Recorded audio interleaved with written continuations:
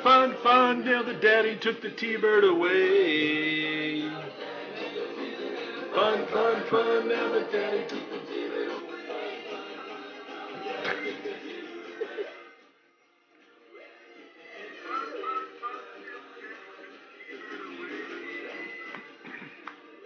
You got sound?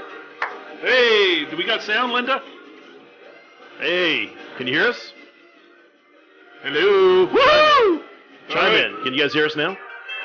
We're going to turn up the Beach Boys. Yeah! Dono, we got sound.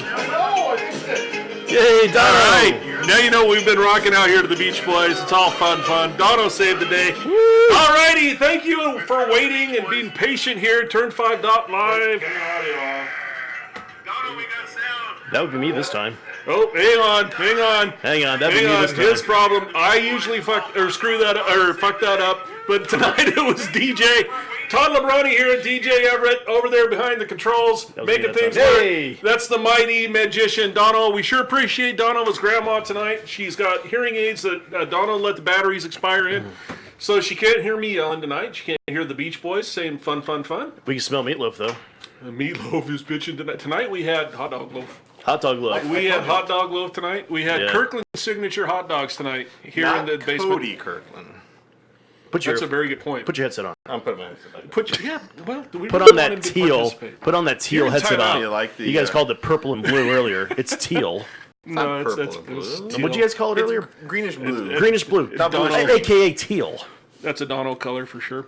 Hey, we'd like to thank our sponsors tonight. Yeah. We sure would, especially since I told them all to tune in tonight. Right, and because we got new headphones. Real ones. Woo! Yeah. How about Marc Newman?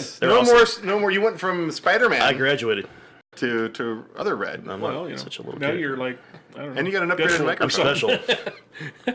Yeah, Marc Newman, AC to Z Mechanical. He's been a busy boy. That boy's been busy keeping AC going for all of Idaho. Also, Tony Flores and the Flores Group at Keller Williams. Definitely want to appreciate them tonight. Yep.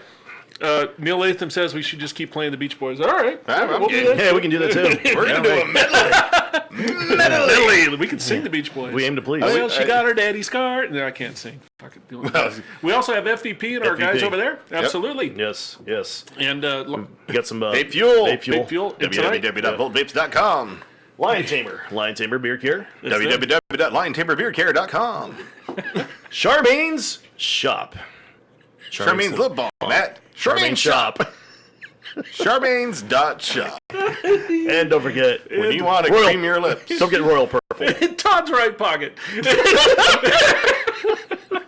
and Black Butte Porter, special guest tonight, and Fat Tire. And Fat Tire. We sure appreciate them. The Deschutes Brewing Company. Definitely not our first round. I'm drinking the Fat Tire. Seems fitting.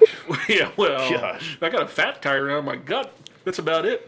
All right, guys. I got a Dunlop. No, Kyle, I'm going to keep the headphones. Dunlop you got a Dickie Do. These are classic. Your belly stick out farther than your Dickie Do. All right. They're already drunk. So. Yes. No, I'm not drunk. I'm just having fun because I want to kill. Mike Hunter, thank you for tuning in. Joe Ransom, good to go. Thank you. Gary Lavalette. Gary, work on a Pocono setup for me. It's very important to me. I'll be a spotter. Yeah, don't do it. Yes.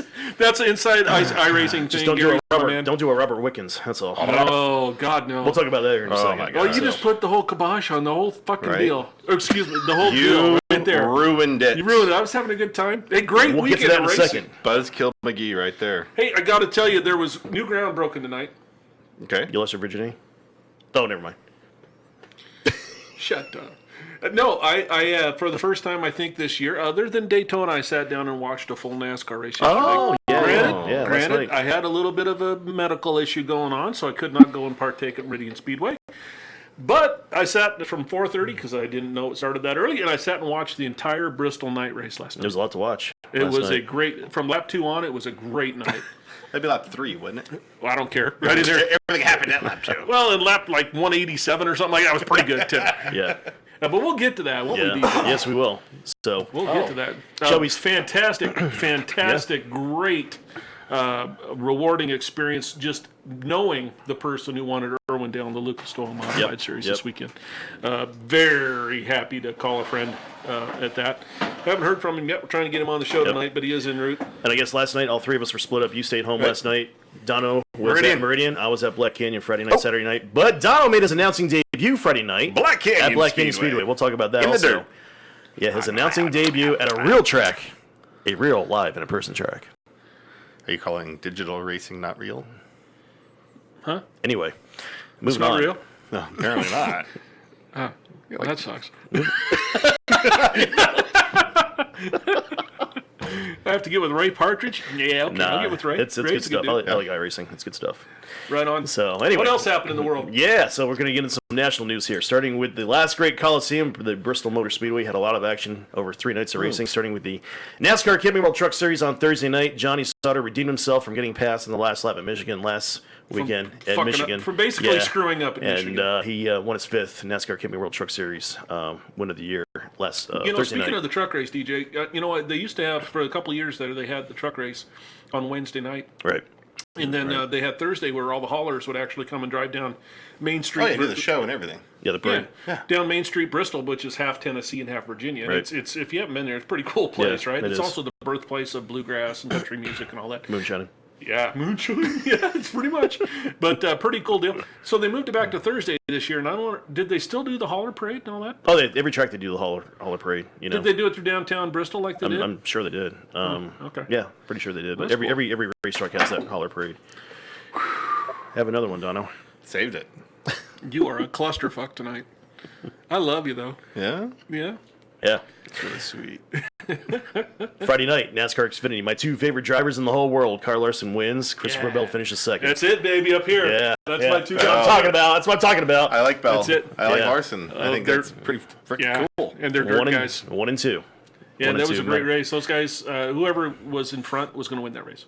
Yeah. You know what? Well, that sounds like the stupidest thing anybody's ever said. Well, if you're in the front of the race at the last lap, you're probably going to win. See, guys, that's why you tuned in tonight, right? There for Just comments like that. Learned something new right there. No, I mean, whoever came out front of the pit Unless you're in stop. a warrant race. Yeah. You just. But whoever came out front of the pit stop really was going to win that race because those 2 cars were perfect. You know, Yes. they're on point. Yeah. So nice. Yep. So it brings us to last night. Lots to talk about there.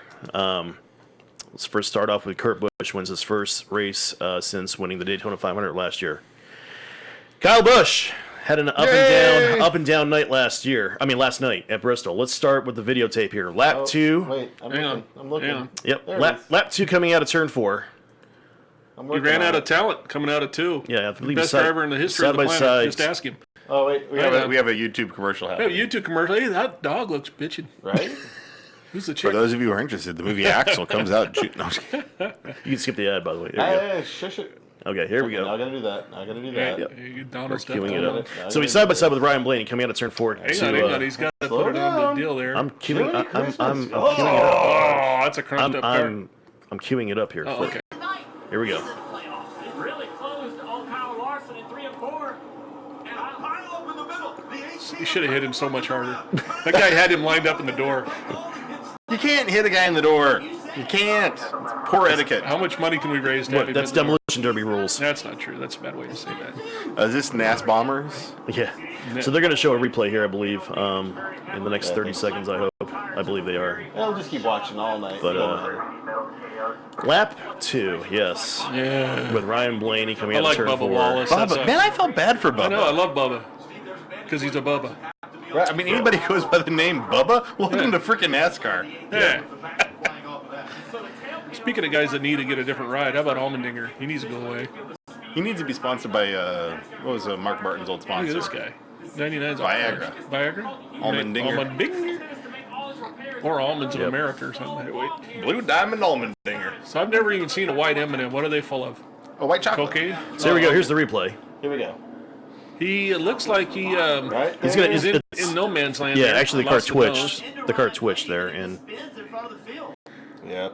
Ooh, 24 And, just barely getting by Danny. he would have been okay if everybody missed him. His But brother just missed him and won the race. Holy cow. if everybody would have missed him, but we're talking Bristol here, so Oh, 96 should have gassed her up. yeah. I know, that's wrong. That's not the love of racing. It's hard to tell. I mean, it's hard to see it, but if you look carefully, the car did twitch in the middle of the turn. He was trying to save it and got into Blaney. And that's a whole lot of beat up sheet metal for Yeah. no good reason. Yeah. Watch his impact right here, like Dale says. So there you have it. We're good. Good times, good times, good times. So that made my night. I decided right there I'd continue to watch the race. So 15 car wreck started by that little melee right there, and he actually comes back through the field. He got back on the lead lap at the start of the final stage, running third. He was incredible. Running third at the getting up time when he got together with Martin Truex Jr. That's what I'm going to call it. You probably call it something else. You know, it getting together with Martin Truex there, he got a little aggressive with Martin. He took the blame for it, though. You know, Yeah. I would say that was 90% Kyle's, 10% Martin's. If you look at that, Martin Truex actually didn't run the traditional line coming out of the corner. He was trying to pinch Kyle off a little bit. But still, in my interpretation, it's the guy following job to pass the guy in front clean. Always. And I think we're missing that a little bit, and that's one of the topics we'll have later on tonight in the show, and I'm sure it's going to get heated. We'll get a lot of action online about that. Kyle Busch did take the blame for the wreck, though, after that. And then Well, he had to. He had no choice. lap 47, he wrecks again. 13 laps from the finish, and he ends up finishing 20th at the end. And then if that wasn't enough, he had a altercation with a fan after the race as well.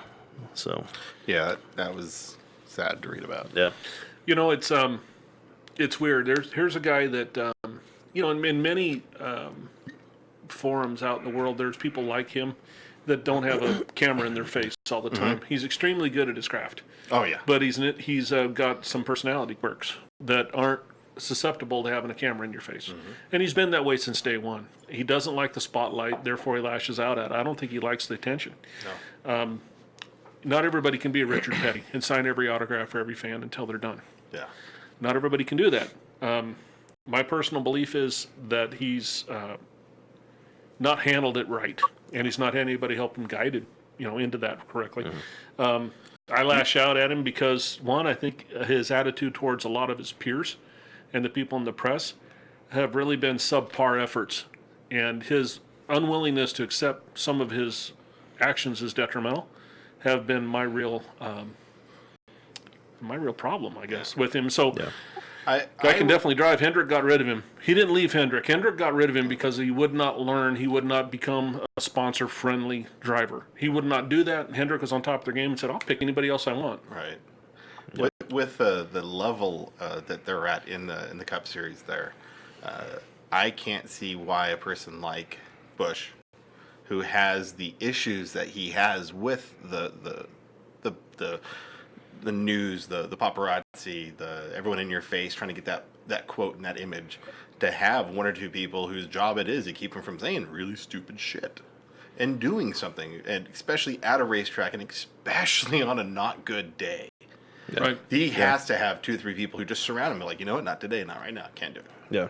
And he has that gal that's always with him. Right. No, I mean, there's you a PR person, but you need people, especially in that scenario. From the images I saw today. right. And the incident with the fan's out of line. Yeah.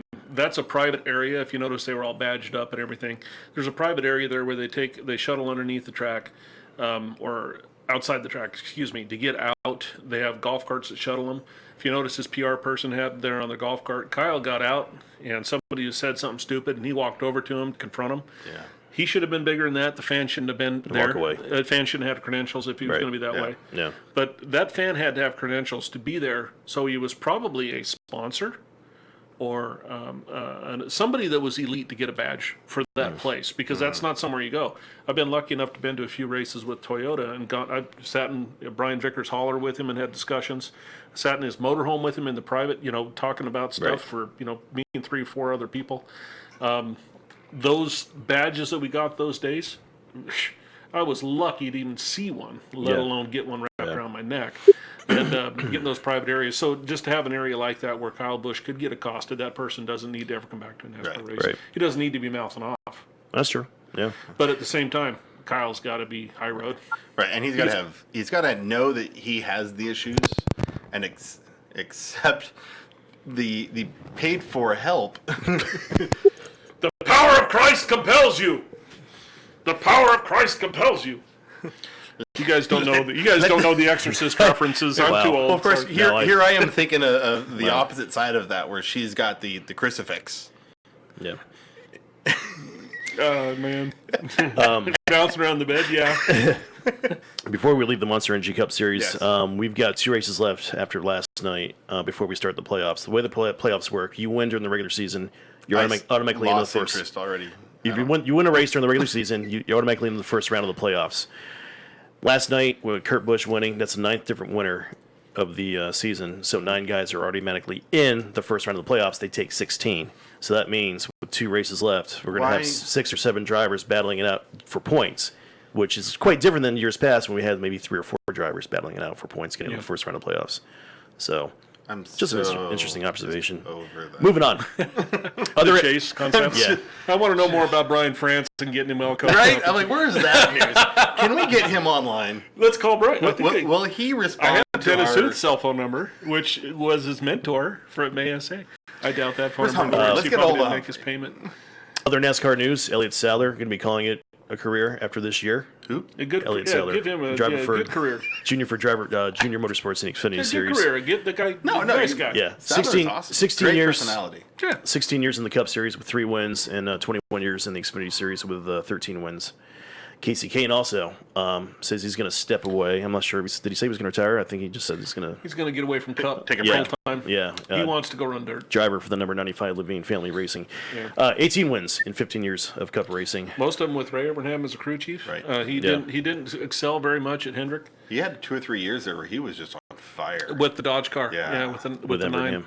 With Abraham, in the Dodge. That was his glory years right there. Right. So that's NASCAR for you. Moving on. I screwed up last week. I have to apologize to everybody. I thought the F1 race at Spa was going to be run today. All right, fuck it, you're out. Yeah. It's actually next. It's actually next Sunday. Get out of the basement. I guess I was all excited. I wanted the race to be today, but it's actually going to be next Sunday. But Spa in Belgium, my favorite F1 track. We're going to show you a clip. Hold on, we're getting there. Yep, we're going to be showing Hang you on. a clip. I'm queuing it up also. Yeah.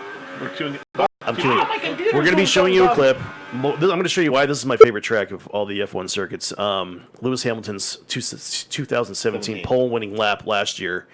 My favorite turn in all of racing. It's called Eau Rouge, which is a downhill left-right. Eau Rouge? Left. Which is Eau Red. Yeah. Yeah, it's named after the Eau Rouge River that runs underneath the track. The Red River. Red River. So we're going to go full screen with this because So, this... O-E-A-U. I I'm agree. studying. It's a- Hey, who's here's going to Europe next month? Me? That's You me. are. So O-E-A-U means water, and Rouge is red. So Yeah, it's the Red Red Water River. River. Yeah, well, O is spelled E-A-U. But anyway, I'm Things you digress. learn when you tune in.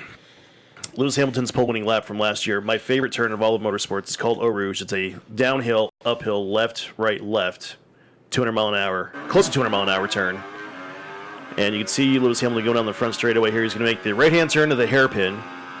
Spa is a 4.3 mile circuit with 19 turns in it. Here comes the downhill run into Eau Rouge. This gets 100 really exciting. 190 miles an hour. A left, right, left. A blind crest at the top. And this is the Look at pit that. entrances. Look at Hit that. exit Can right you there. imagine going side by side with 2 Formula 1 cars No. through there? No, don't Right. even try it. And that's where the cars come back on the track at that exact same spot. So Yeah. they're coming up over a blind Yeah. corner, and you hope to God there's another car coming out there Yeah. in front of you. No, yeah, This- God would, yeah. Spa This is my favorite corner right here. You're coming down Oh, here, they're- and all of a sudden you drop about 100 feet in elevation right here. Yeah, and you spot- have to whoa it up and make that sharp right corner. Spa definitely does have some elevation changes, that's for sure. Third fastest track on the F1 circuit behind Silverstone and Monza. Yeah, Monza. Yeah. So, But yeah, he's going what? Was it 3.7 or 4.3? 4.3. 4.3? 19 turns, 4.3. In how many? And, how much time? 1 minute and 42 seconds. Yeah. Oh my God. Yeah. Yeah. And this, right after this interchange here, you wheel it back down, drop it down to about 4th gear, you light them up, and this you hold wide open. Oh my gosh. Yeah. Yeah. It's just, and you hit And- a little bit of a bump coming through here where it drops down. Yeah. Oh. With the downforce that these cars have these days compared to when they had them back in the 80s and the 90s, they're actually able to take Eau Rouge flat out nowadays. Yep. We're right here. All of a sudden, we're doing 200 miles an hour. 35 miles an hour. Dono's run this on iRacing before. There you go. That- What a track. That's a lap of Spa in Belgium. That's next Sunday. Now let's take NASCAR over there. That'd be good. Put the trucks on now, that, sir. now imagine doing that with what 30 of your closest friends. Yeah. So next Sunday, the F1 series resumes after a 3 or 4 week break. I lost count. Belgium. They still have 9 or 10 races left. IndyCars Oh, today. the Blanc and Chomp. Let's talk about IndyCars today at Pocono. 2 storylines there. We will. Obviously, everybody knows about the Robert Wickens crash. Well, let's talk about But it. let's talk about this. Let's talk about the start of that race, though. Did you see the start? That was, the start. I was so pumped. I got everything done and was ready to go at noon so I could watch the race. And watching freaking Ray Hall being a complete moron In the and back drive, of Pickett. and then they, the thing that bugs me about these announcers, they tried to pin that on everybody else. Yeah. Nah, that was Graham Ray Hall. His spotter was even telling him, not yet, not yet. And he just gassed it up and drove right over, dude. Yeah, Pickett, Spencer Pickett, or Simon Pickett, I think it was. Piggott. Piggott. Piglet? That's what they said, Pickett. Oh, poo. Maybe it's Peugeot at the other country. But anyway, that brought out a caution flag for about 6 laps. They went back to green flag racing on lap number 7. Yeah, which And- bugged me because now think about this, DJ. They went yellow, they never threw the green flag. Why are they counting laps? Why didn't dude that Right. got dumped get a backup car, let them fix their cars? I'm just thinking, gosh, for the best part of the sport, they should have done that. Yeah. Ray Hall, whatever, he should have got penalized, my opinion, but they're not going to call that because it wasn't a green flag. So take a 5-minute break, stop everybody, let the dude fix their cars, get them back out there. Right. And then, unfortunately, what happens on lap 6 is... Before we hit play here, we go back to green flag racing on lap 7. Robert Wickens restarts 6. He takes 2 cars. He had a great restart. He took 2 cars on the outside, put him up into 4th. He's battling Ryan Hunter-Reay going for 3rd into the tunnel turn at Pocono, which is turn 2. And this is what happens. All right, here we go. Hold on to your butts. This is scary. Well, let me put some audio back on here.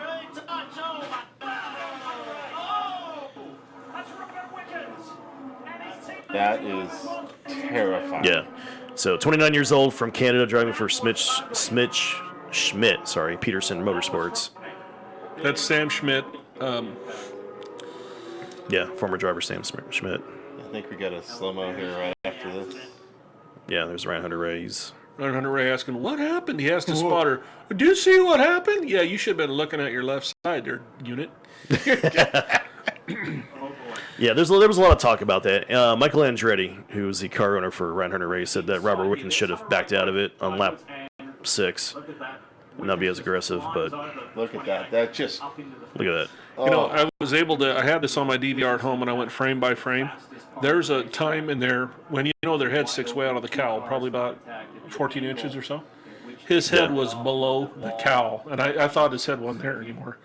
And I was a little bit worried, of course. Then his head came back up, but the spinal compression in the seatbelt flex or whatever flex pulled his head down below the cowl there. And I was choked up when I was texting you about it. I was pretty choked up, thinking we just lost a kid that was promising, and nothing gets you worse than that when you're a race fan. And thank God that he has orthopedic injuries is what they're calling it right now. So it's probably his limbs right now are kind of Now, before we go back to the tape, maybe let's wait on that. Maybe till after we talk to our guest. But I want to talk about who had position there. And that's one of the themes of tonight's show affair. Yeah. So we're going to hold off on that until the top of the hour, right? So, to finish up the IndyCar race, Alexander Rossi wins his 3rd race of the year, his 2nd in a row, as a matter of fact. He won Mid-Ohio, the last IndyCar race. So that puts him 29 points behind Scott Dixon, the points leader, with 3 races left as they go to Gateway Motorsports Park this coming Saturday. We got Gateway, we got Portland, and we got the season finale at Sonoma. And 29 points, that's going to be an exciting race right to the end. Wow. I want to mention something about USAC really quick. I personally have got to be I'm so proud of the USAC Silver Crown division right now. 43 entries. Wow. This past weekend at the Bentonhausen 100 at the Springfield Mile. Wow. 43 entries. They took 31 to start the race. And Chris Wyndham won the race. Critter won the race. Saturday, huh? Wow. yeah. Wow. Cody Swanson, of course, he's leading the points. He's won 5 out of the 8 races. California kid. Yeah, he won 5 out of the 8 races so far in that class. A little division. tied to Meridian, Idaho. His father, Mike Swanson, used to come up here and run his super modified in the 80s and stuff. So the Swanson kid's doing really well. Tanner and Kyle Swanson doing really well back there. And those are some kids that probably should have had a shot at going somewhere. I think so. But the Silver Crown division has been last couple of years have been strong. I mean, 30 plus, 40 plus cars at each race. I'm just so proud of that. They had a good turnout at Phoenix. 24 or something like that at Phoenix. Yeah. And the pavement stuff isn't as strong right now as the dirt back there. Right. But I think that'll come. But they're trying to run the same cars on pavement or dirt now. They went back to the classic look, which is really good too. Other USEC news I want to bring up. Coming up on Brickyard 400 weekend, the USEC Midgets. I'm not sure if you heard about this, Todd. The USEC Midgets have the Drive to Save Lives BC 39 presented by NOS Energy on the Brian Clausen race. On the quarter-mile dirt track on the inside of Turn 3 at the Indianapolis Motor Speedway. Seating is they erected seating for 5,000 spectators. Wow. 15,000 to win a midget race. 15,000. What? And that race is still about a week and a half, 2 weeks away roughly, and they have close to 80 entries. Oh my Lord. Right now. So we already know that Kyle Larson and Ricky Stenhouse and I believe Chris Curb Bell. Racing will all be there. The Coons cars will be there. Coons. So it's a two-night show, Wednesday and Thursday, 9/5, September 5th and September 6th. So looking forward to that. And it's a great. They're honoring Brian Clausen, one of the best open wheel dirt track drivers in the country. I got to meet him a few years ago. Yeah, I've got a Brian Clausen T-shirt. I never wear it. I got it last year at the PRI show. I love that kid. Don't wear it. Yeah. Bought the shirt, don't wear it. Oh, it's a Brian Clausen shirt. I want to keep it forever. I mean, I was a fan, but from the way everybody treated him, he must have been one hell of a nice man. Oh, he was awesome. Yeah, I got to when I announced at the Blow Ring back in 2009, there was a USEC midget race, and I actually got to talk to him in the pit area for about 15 minutes. Super nice kid. Super nice kid. And when he, unfortunately, he lost his life a couple years ago at the Belleville Nationals, and that kind of shook me up for a couple days. But anyway, it's a great honor, the BC 39. So coming up here in a couple weeks. And then you want to talk about what happened down in Irwindale? I do, but are you ready for our guest? Okay, I think so. We can give him a call. We can do that. Give him a call in. I'm on a beer run. I'll be right back. BWRUN. Beer run. Donovan, it's you and I, buddy. The button. It's you and I. Shoot, we got to figure this thing out again. We're gonna suck here for a minute. I apologize. It's been a while since we used the phone here. I know. Everyone just kind of comes in anymore because they know I suck at this job. Now I got to figure out how to push the damn call button. So I'm lost. We'll go ahead and get him on the phone first. I'm trying. Let's see if this works. hit Donna? So, Welcome Sam? to Verizon Wireless. Nope, that didn't work. And I am not able to press send yet. I got to copy and paste his phone number then. should we hit mute first? Sure. Which one is it? I don't know. I'll hit both. We switched to Fat Tire. Hopefully I've been having a little bout with my diverticulitis lately. Hopefully I won't be back in the hospital. But so the beer will probably finish me off. So Yay. Dono, if I die, I give you the Royal Purple Modified Series. DJ, I give you my iRacing stuff. Oh, trades. You got iRacing stuff. Your house that you almost burned down? Right? No, that my wife's still got to live there. Oh, okay. Well, we got to. If I die, she's rich. My mother-in-law has a huge life insurance policy on me. Hey, Over. speaking of which, while we're waiting for Sam Newcomer, Sam, are you on the phone yet? I would be here. Sam! Holy Sam. cow, the pirates in the house. Arr. Mr. Sam Newcomer, say hello to your fans, Sam. Hey, everybody. Take what you can, give nothing back. Yeah, boy. Right on. Give him up the booty, right, Sam? Wait. That's it. He is from Why do you Southern think I do California. He's not from Northern California. No, Southern California. He's not from the Bay Area. You're right, He's you're right. normal. Sam, thank you so much for joining us tonight on Turn5.Live. How are you, my friend? I am doing good. A little bit sore tonight, a little bit tired, but I am doing good. Yeah, the heck of a Welcome day. back to Meridian.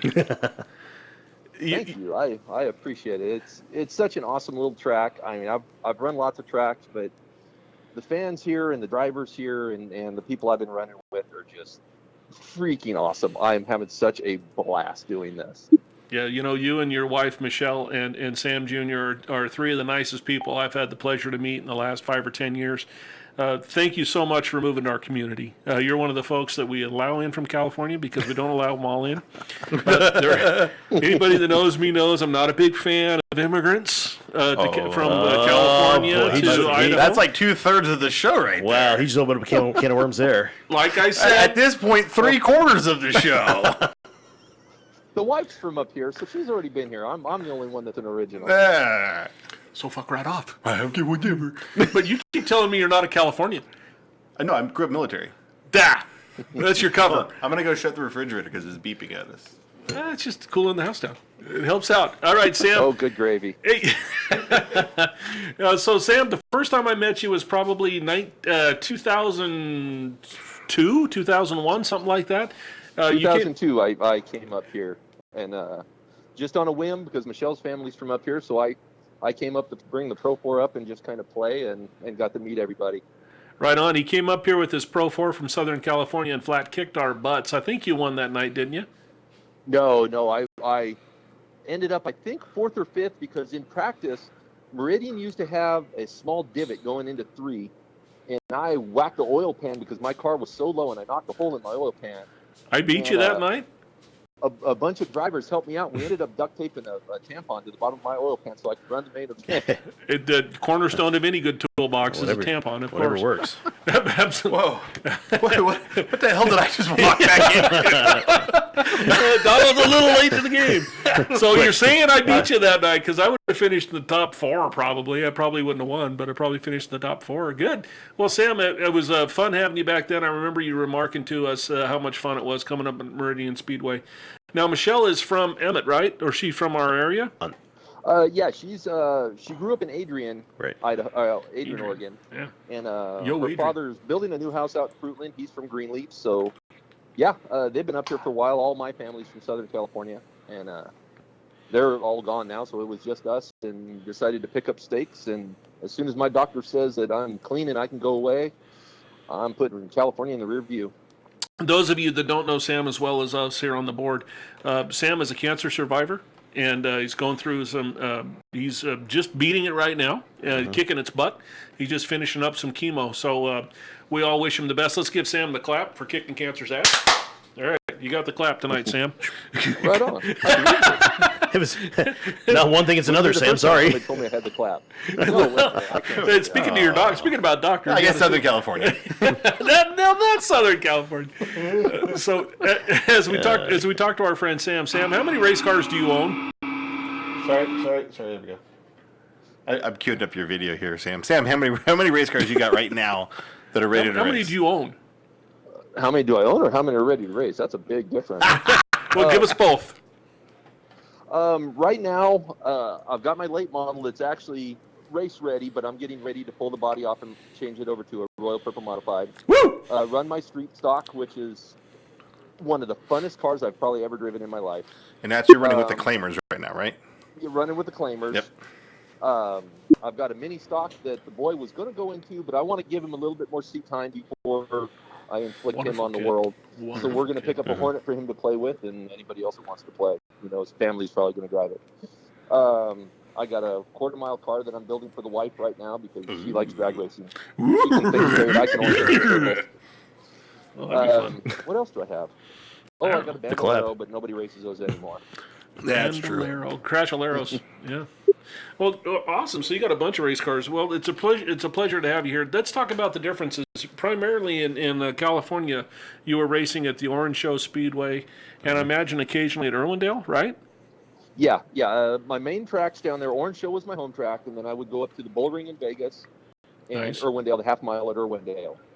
They were our special events of the year. A lot of fun, super fast tracks. That's so cool. But Orange Show, very much like Meridian, but not yeah. banked like Meridian. And it's Yep. a one groove. You ran people out of the way if you wanted to pass. Oh, That's yeah, the only way yeah. you pass. Get that Pinto up here and let's go to Pocatello. Those of you that have never been to Orange Show, it's very similar to Meridian, is that the infield was once a football stadium. Oh. And so the back chute and the front chute, it's a quarter mile just like Meridian, because Meridian's infield, if you don't know this, was once a football field.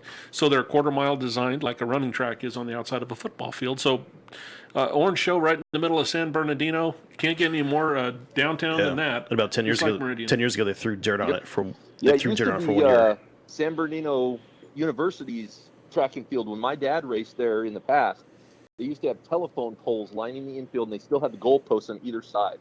Wow. And my dad used to tell me stories about cars getting high-sided on the telephone poles in the middle of the track.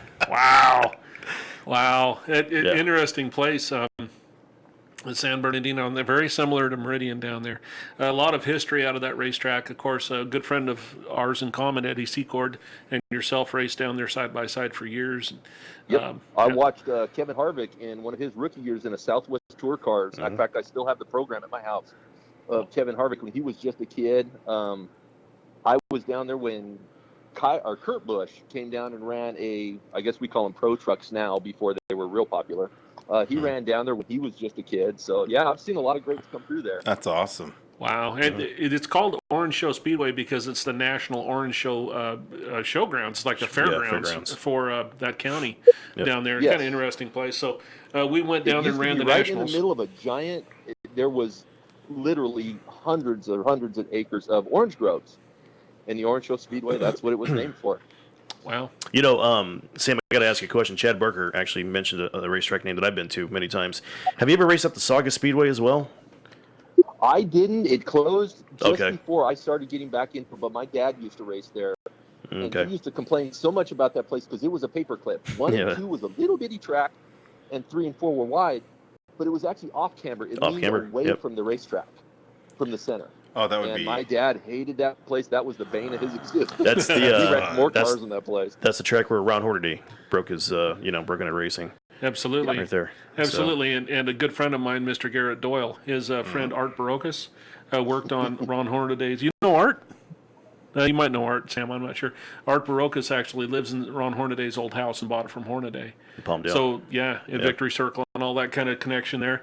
Kind of interesting part of the world with Saugus and, Highway 14 and Palmdale and all that kind of interesting area up there. Sam, talking about the people, I know that you've assimilated into the culture here at Meridian really well. You've already got hundreds and hundreds of friends and people that care about you up here. We're very lucky, and I'd like the fans to hear from somebody other than my mouth flapping, what we really have here. Because I don't think we really realize what we have at Meridian Speedway. Can you talk about that? I can tell you I've raced all over the West Coast, all up down Arizona and Utah and whatnot.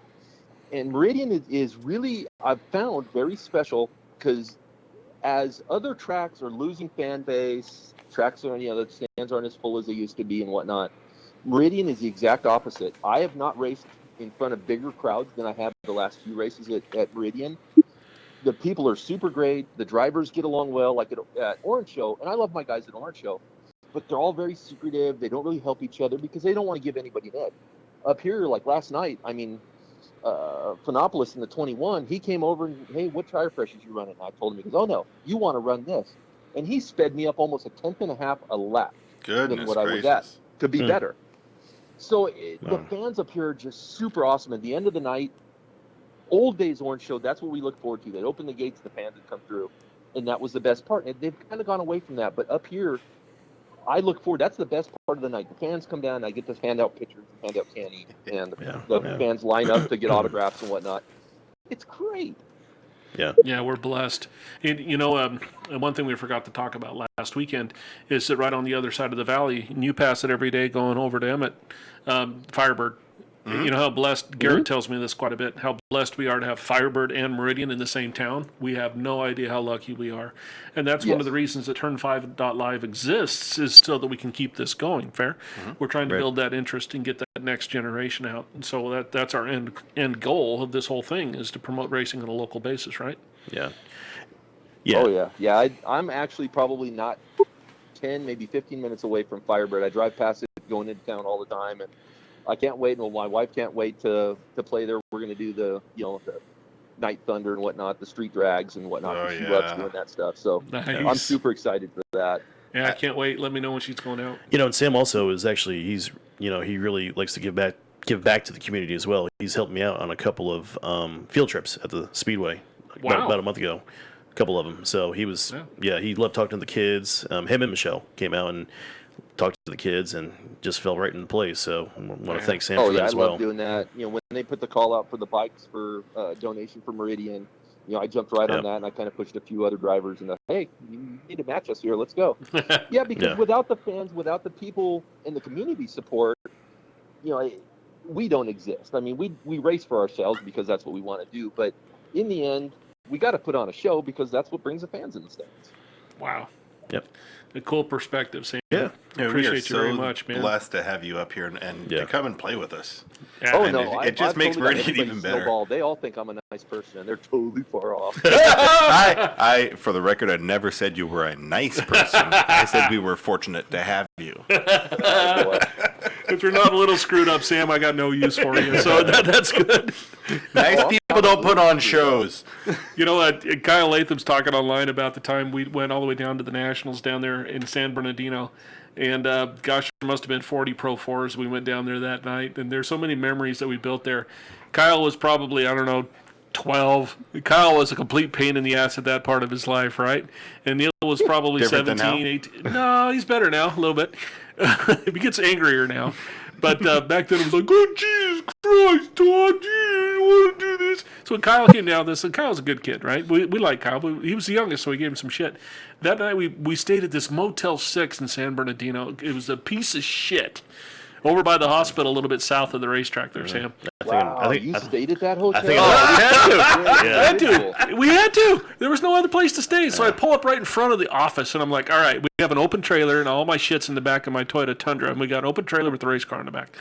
And we go die in these rooms because we've been driving all day. But I told the dude, I said, here's the deal. There's my stuff. Do you have security? Oh, we'll watch it for you, bro. Just pull it right up here. We had probably, I don't know, $10,000 in tools and bullshit in the back of the truck. And the only thing they stole out of the back of my truck, and it was probably the night guy at the hotel. He stole my battery charger. Right? And I had a good battery charger. I was pissed, It was a nice battery charger. So he stole my battery charger. So, we woke up, didn't have our battery charger. It was a big fucking deal. So Steve Castile and his girlfriend at the time went to the Walmart or Kmart, whatever it is, and they bought me a Scooby-Doo flashlight so I could sit out there and watch for people stealing my flashlight all night.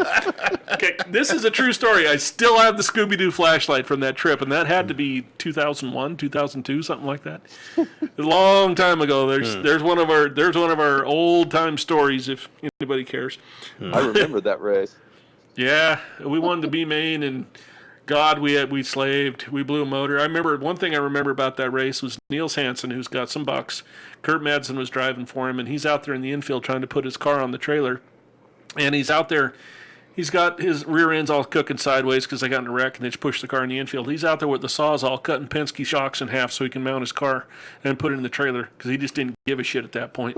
So he's out there with the Sawzall cutting the bodies of Penske shocks in half, oil going everywhere and shit, so he can load his junk and put it in the fucking trailer because he was pissed at the world. Man, oh man. And his driver was over at the barbecue and nobody's there helping him, so I went out and helped the old man. Jeez.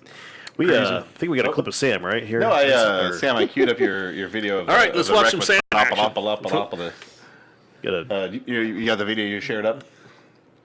All right, Sam. Yeah, it was awesome. It's funny because last night was second verse same as the first. When we ran the 100 lapper a couple weeks ago, it was Panopolis and Kendra in the 99 and me, and we finished that same way last night. I chased her bumper around. That little girl can drive.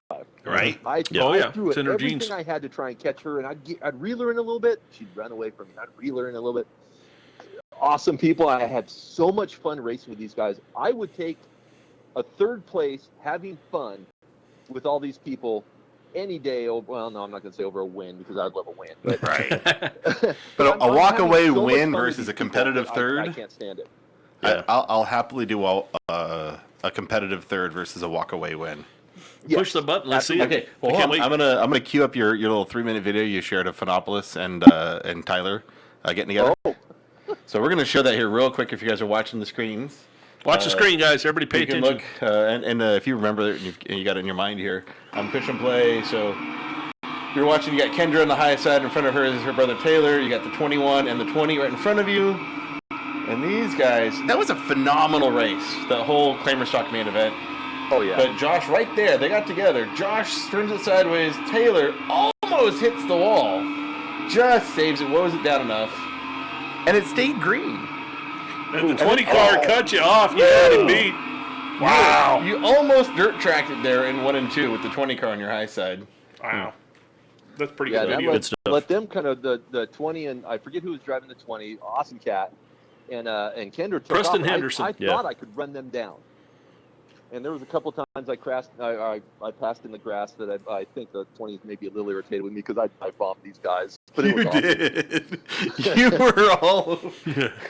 If they God learn how bless to your pass heart. in the grass, then so can I. Gosh darn it. But I hope I didn't make him too mad. But yeah, I mean, I was running them down. But yeah, at the end of the race, Josh had asked me, he goes, "Well, did you see that whole race?" I said, "Yeah, I was 10 yards behind it. I watched the whole thing happen." He goes, "Well, what did you see?" I said, "I don't know. I was trying not to die running into the race." So I said, "But my GoPro's on, so I'll key it up and I'll show you what I see." So I sent him the video earlier today. I said, "Here's your view." Right. Still couldn't see very well because the 20 car was racing in front of you.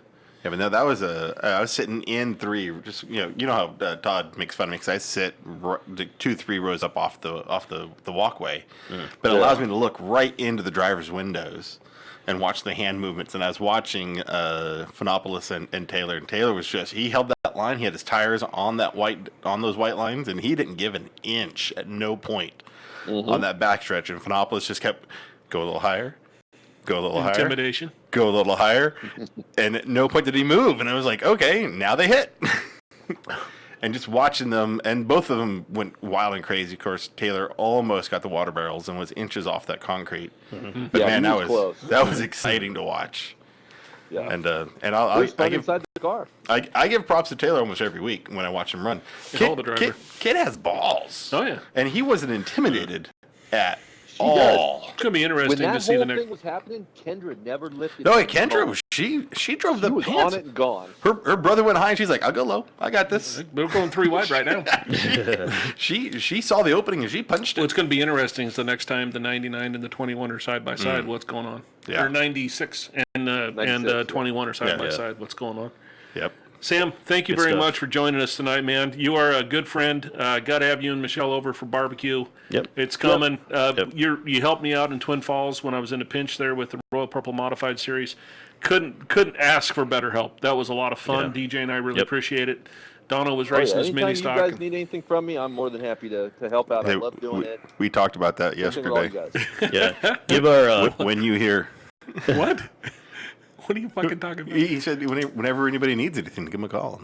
And Well, we got Sam and I talked about that last night. Yeah. I need some help. Tucker's going to get better. Yeah. Yep, we're gonna come over. We're gonna build some stuff. Absolutely. Oh yeah. Here it comes. So Sam, say hi to the rest of the family, including Michelle. I know Michelle's a big supporter of yours in racing for Yeah, years. great kid yeah. too. Great Yeah. kid. Sam Jr. had so much fun with us down there. I think he's hooked on helping on Yeah. that. I think he had a lot of fun. He was just so a great kid. appreciative that he got to be an official. He thought that was the coolest thing on the It planet. is so much fun wearing the purple shirt. I got to tell you, you walk like 2 inches taller. It elevates your status. I forget to put mine on. Most nights somebody has to tell me. So I'm with you. I do dig them. We got those nice shirts. Yeah. Nice. Sam, appreciate you tonight. We got a lot to talk about because we got to talk about some controversial shit. So tune in and text up and tell me what you think about some stuff so we can get your views on the air here too. Absolutely will. Say hello to Michelle. Hope she's listening. All Right right, on, man. guys. You guys have a good evening. You as bet. well. See ya. Thanks, Sam. Well, that didn't Awesome. suck. That did not suck. suck. Nah. All right. Hey, let's talk about Irwindale. Samson. Irwindale. Yeah, Before we get crazy, I got to talk about my boy Trevor Christiani. that's right. Wow. Who's that? Yeah. I'm kidding, dude. You need to go. I was excited watching the race monitor as well. Yeah. So I guess he started 6th in that race. So Yeah, then- Trevor was our guest tonight. We queued up Right. Sam Newcomer here towards the end of the deal because Trevor's in the middle of Nevada. He doesn't have any cell phone Have you service. gotten to text him? I texted him and he hasn't texted me I- back. He I know told me that- that he was going to be without I know that texting. area very well. So Me it's- too, There's nothing yeah. out there. There's nothing out there. You and like 14 cactus and a good time. Yeah. But I talked to the kid. He's the champion 2017 of the Royal Purple Modified Series, so I know him very well. I know his family. I know how hard they worked to get that modified ready. They've been working on that for 3 weeks. They drag it down to Irwindale with the big boys. And it's hard to say. You can't call them the big boys anymore because now he's the big boy. But they're equal as far as how much money they have to spend. And Taylor Minch has won everything down there for the last little bit. The other 24 car, I can't remember, Scott. 24. That's not his last name. No, that shit. Scott is not, shit. That's, Why would you like to grow that? No, that's his middle name. Scott shit. Please come to the office. Scott shit. It's Shite, please. It's Shites. Scott Shites? The name is Dumas. Dumbass. Put that under job, whatever. Anyway, Shawshank. We got Shawshank reference going on here, don't we? Yeah. Nice. Anyway, to run with those guys, Dylan Capello, Ryan Partridge, Sunrise Ford. That's Sunrise Ford, right? I mean, come on. To run with those guys at a track that he's never been at before. He had some practice laps on Friday night. Go out there, qualify 6th. Now, the way they do their deal, Scott Winters. Thank God. Thank you, Scott Winters. I was just about to say Scott Winters. The way they do their deal down there, they qualify, then they do a pill draw, and it's like 2, 4, or 6 or something like that. So for an invert? Yeah, which is 75 laps, kind of crazy. Usually the car in the pole or first row usually wins the race. So, whatever. That's what Greg wants to do in his series. Whatever. I like cars passing cars. So we do it a bit different. But I'm thinking about some changes. I'm thinking about changes, by the way. I have voiced my history with that, and I'm a huge supporter of that pill draw, dice roll, whatever, to do front inverts. I think that's a great, run them all straight up, do an invert on the first couple, and call them good. I can't wait for the Donovan John series. It's going to be great. Yeah. Let me tell you, once this no, if I do something, it'll be like 8, 10, or 12. It won't be 2. Oh, no. So that's what we did. Is we had the first couple were always inverted, and then you do, it's like you roll a dice for 1, 2, 3, 4, 5, 6, and you had that many rows added to the invert. Yeah. Okay. Either way, That's you want a a lot of passing. So I want some passing, but here's the thing: we got to disparage between some of the slower cars up front and the fast guys in back. Mm-hmm. And when we do our cone and we do our start, somebody gets screwed in the lane. Yeah. Oh yeah. And I'm trying to prevent that. I'm trying to keep the guys who've built their stuff up and they've worked on their stuff enough to where. And I'm not saying the slow guys haven't. Don't get me wrong. That's not what I'm saying.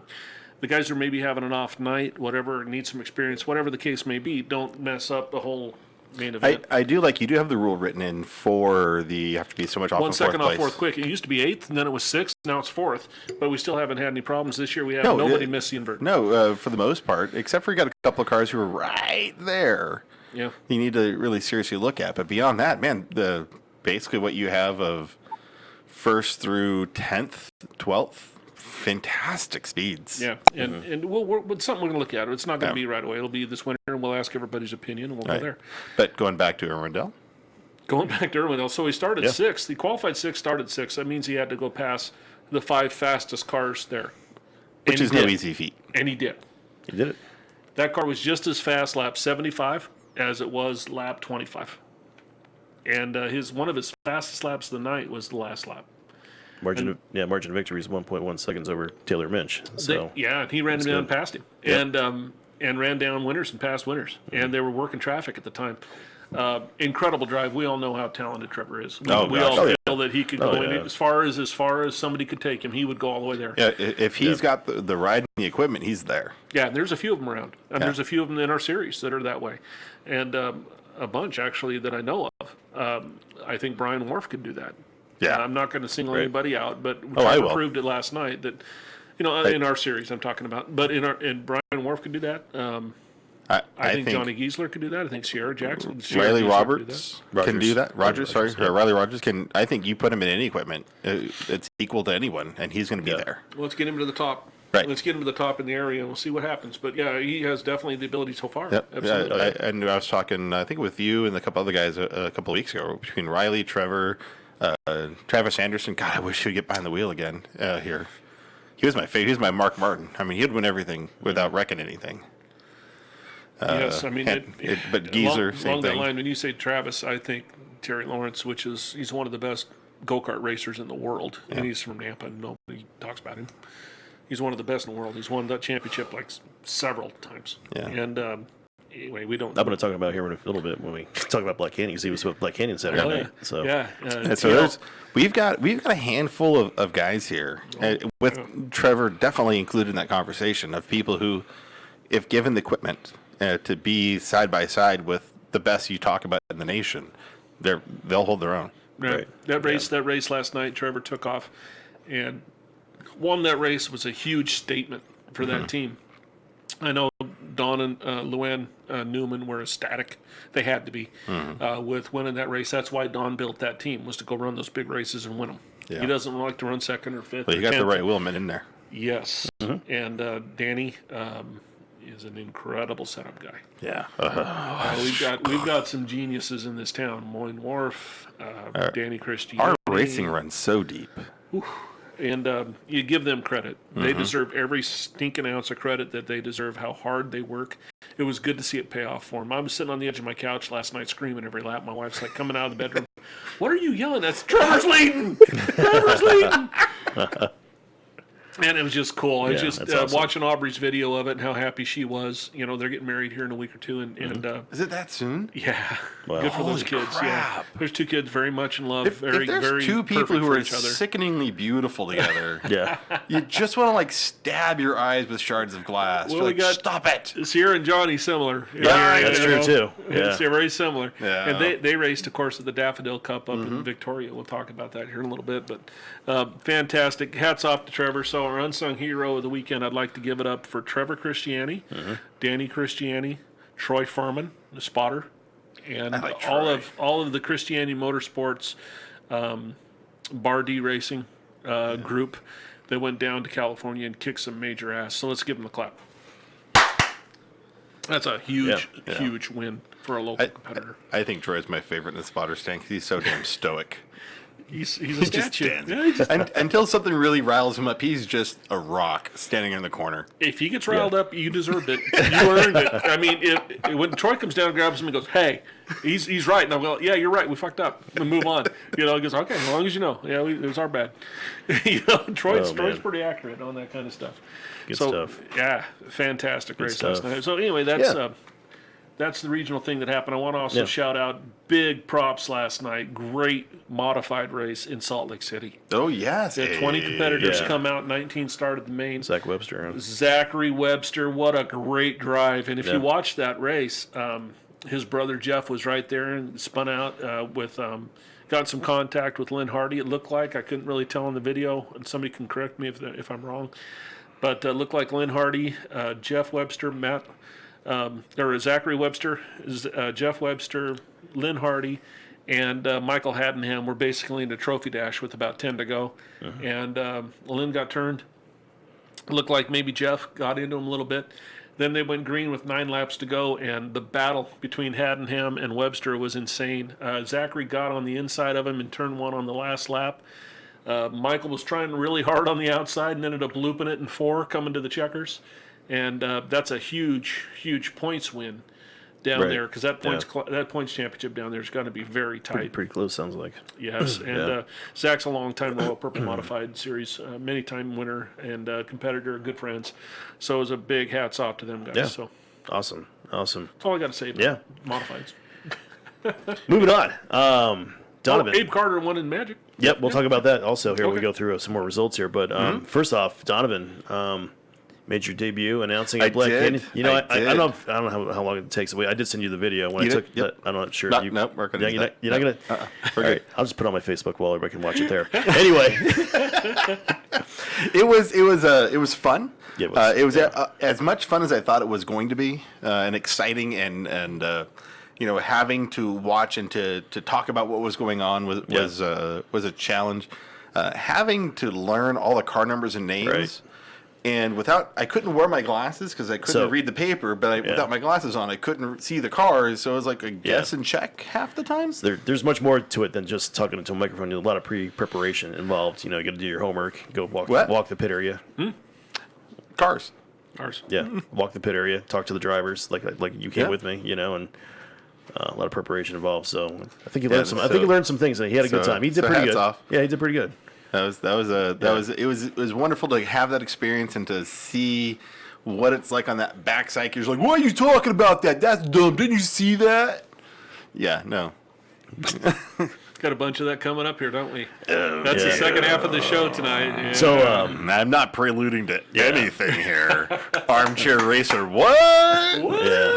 So really quick, I want to send out some love to Black Canyon Yeah, Speedway. Black Canyon. Beginner box stocks. Christopher Barrow won both nights in the box stock division. Bentley Hull won both nights. John Bentley. Yeah, Tim Lawrence he won TL, baby. the flat carts SR Force on last night. Senior Force. Senior Force, yeah. SR, I know what you're saying. The 250s, 250Fs. Ashton Christiani Man, that was some great racing won on those both nights. 250s. Yeah, yeah. That was exciting. Yeah, they used to be the 2-strokes. They were the 125s, and they were Yeah. always the best show. Yeah. And the 4-strokes, of course, 250s. That's same- from same Christiani. order. Won both nights. Micro 600s. Caleb Johnson. He's won every single race except for one. So he's won Yeah, 8 of 9. 9 out of 10 races. 9. Little smoke.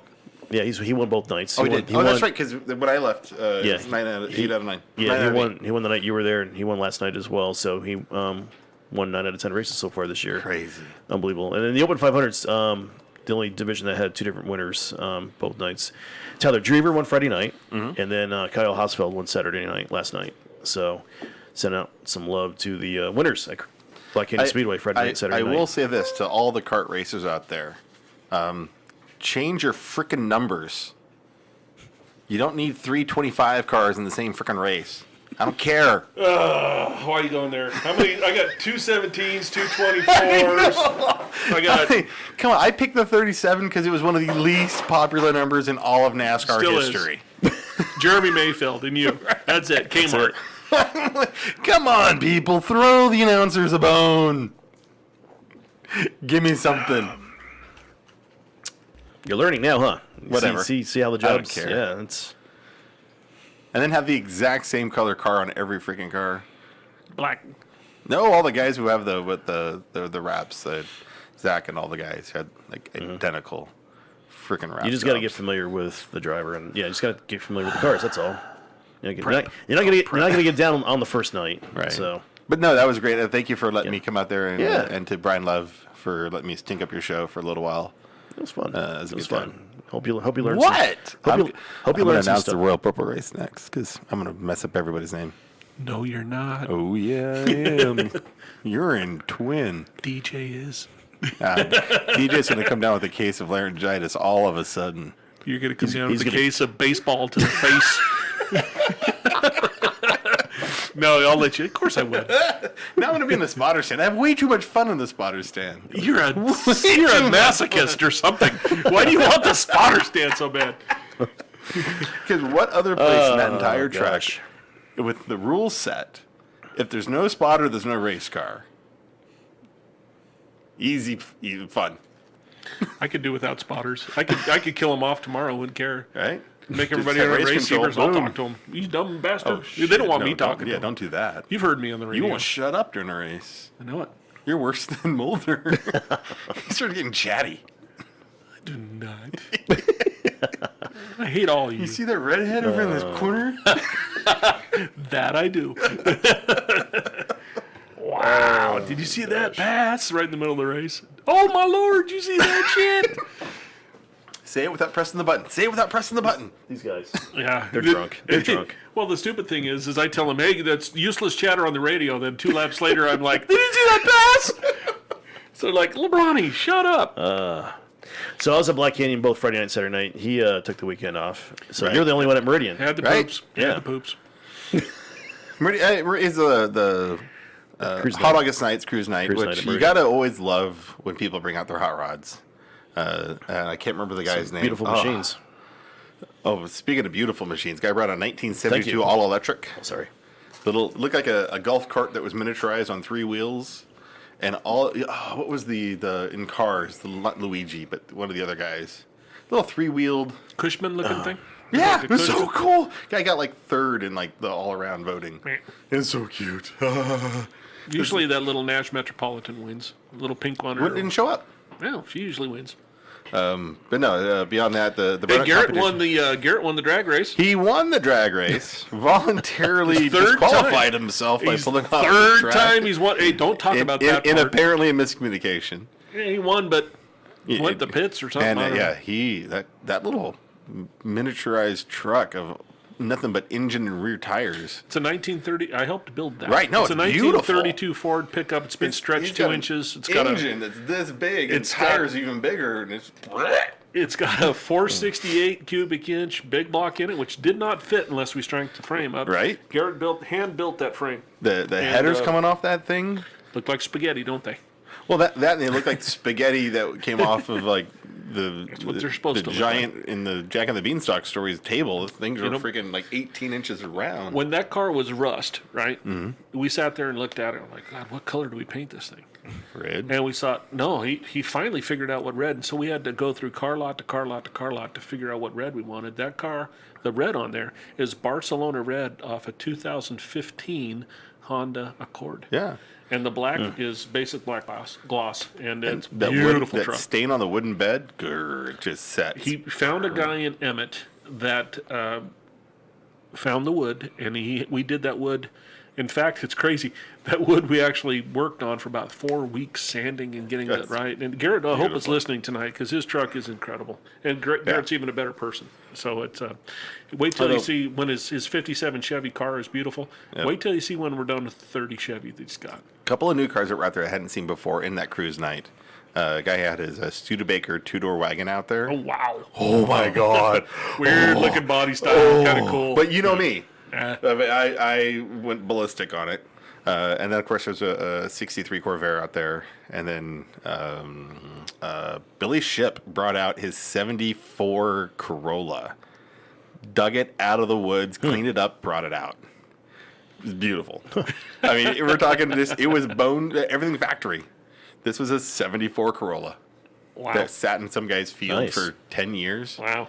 Rolled it out there. So, he said he cleaned it up, brought it out. Sounds like a pretty good show at Meridian. Yeah. Did they have some racing too? They did. Although Derek Barr says Penguin Power Sports wraps Donovan. Derek, how come you guys weren't at Black Canyon this weekend? Anyway, moving on. They're trying to sell all their Oh, yeah, the buying wraps. Yes, they're the buying wraps. modifieds. Those Yeah, the Like bars. 18 identical Yeah, wraps. they moved up. Donovan's going to be our rookie of the year next year. You watch. Yeah. 2020. No, they're coming now. They're ready to go. Sure. Derek. Sorry, Derek. Oh, no. So we had the Junior racing. Stingers. Good racing. Yep. Nothing really big happened. Some good quality running, though. Cody Castricone. Yep. Victory lane once again. Easy And run with his brother joined him in third place. Rusty Hut in second. Yep. Good quality racing from the kids, as always. Mm-hmm. You had the Hornets. James Paul. Yep. Had a great night. He got penalized from what happened. He got to the back and ended up come back to the front again. Okay. I'm trying to remember, but yeah. He had a great run. He and So Christian Duncan finished second, and Yep. then Jordan Yano the finished third. the guy who's in the new 51 Toyota Celica. That's got to be a mini stock soon because that car is too freaking good out Is there. that the Gates? No. Gates? He's in the other 51, which I guess now they Okay. call it 52. It's a little red and black Toyota Celica. Freaking rolls through the corner Red and beautifully. black. That's my old Yeah. number 5 Hornet. No, that was out but there. it's a new car. Okay. But freaking beautiful. I can't wait for that guy to get a mini stock because he's gonna be a top 5 car day one in that Celica. Mm-hmm. But anyway, going on. So we had the Claimer stocks. Yeah, great Josh. show. We talked to Phenopolis. Sam there. Showed the little video. Yeah. Phenopolis had that great run. Love the interaction between Phenopolis and Ochapente. Phenomenal. Kendra, right? No, Tyler. Tyler. Toller. I'm working on that. The pronunciation with him. I don't care. If you're an announcer, you better care. You have to care. I'll work on it.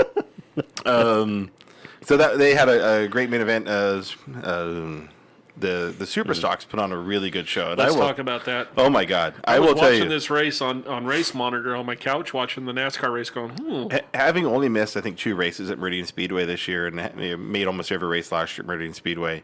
Last night, that Super Stock main event, the last 15 laps of that race was the single best race I've seen at Meridian Speedway this year, and probably including last year, between Melissa Arty and Josh Jackson. That was a clinic of professionalism, competitiveness, and just downright racing. You cannot watch that and think, this is boring. This don't make no sense. Because the 2,000 plus people who were there last night freaking went ballistic. they should have. Oh, my God. The way those two were running, Josh got out to an early lead. Melissa ran him down. And then they worked each other for 10 plus laps of just phenomenal racing. Josh stuck to the high line, wisely so. Melissa had to work the inside. The Highline at Meridian is the preferred way to go.